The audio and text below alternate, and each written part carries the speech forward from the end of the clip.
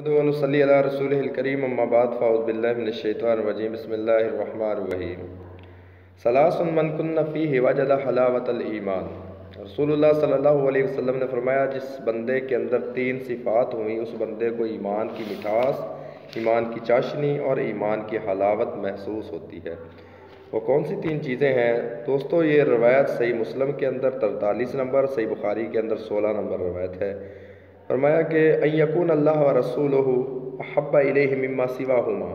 پہلی صفت یہ کہ جس بندے کو اللہ اور اللہ کے رسول کے ساتھ باقی دنیا کی ہر چیز سے زیادہ محبت ہو، اس بندے کو ایمان کی حلاوت اور ایمان کی مٹھاس محسوس ہوتی ہے۔ دوسرے نمبر پر وَإِن يُحِبَّ الْمَرْءَ لَا يُحِبُّهُ إِلَّا لِلَّهِ، کہ وہ کسی بندے سے اللہ کے لیے، صرف اللہ کی رضا کے لیے کسی بندے سے محبت کرے۔ وَإِن يُكْرَهَ ان یعود فی الکفر بعد اذ انقذہ اللہ منہ کما یکرہ ان یلقى فی النار، اور ایمان لانے کے بعد کفر کی طرف جانے کو اسی طرح ناپسند کرتا ہو کہ جس طرح آگ کے اندر چھلانگ لگانے کو بندہ ناپسند کرتا ہے۔